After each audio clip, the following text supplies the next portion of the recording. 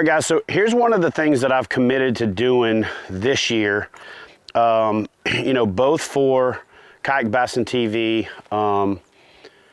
and the television show, and that's to show you a lot more of kind of the backstory on how we end up in some of the places that we end up. It's not always 100% foolproof.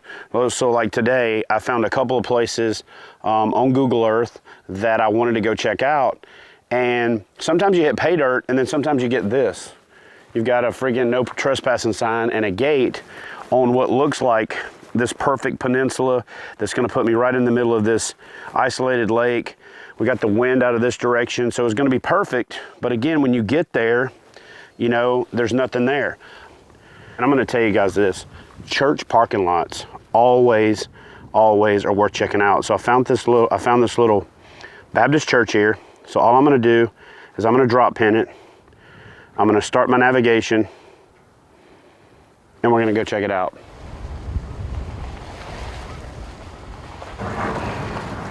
All right, guys, so I'm gonna break this down for you. Sometimes technology is overkill.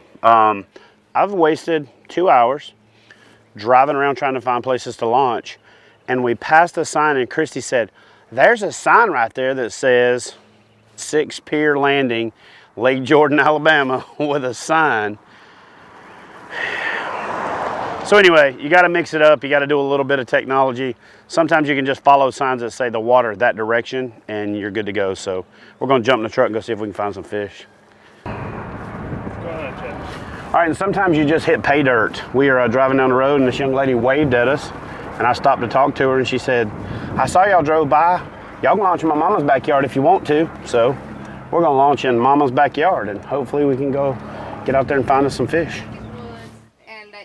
So we are on a little creek arm off of the canal that cuts through from Jordan Lake's primary lake to the little side man-made lake that they added to it.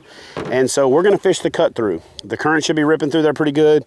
These little offshoot fingers should be pretty good, but I'm hoping that we can find some post-spawn bass that are stacked up on staging areas, points that are they're in the current breaks in that cut through. So we're gonna get out there and see if we can't get Miss Christie a big old Alabama bucket mouth and just have some fun, catch some fish.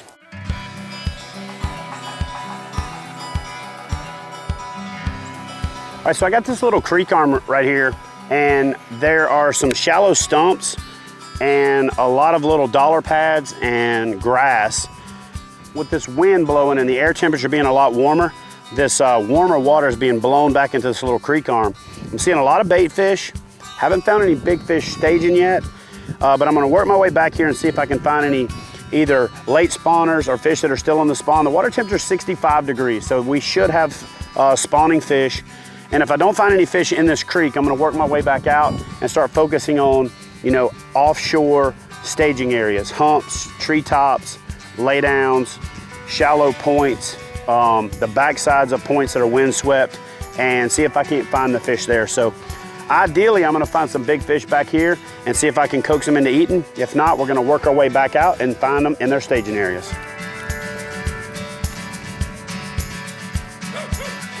Hey, buddy.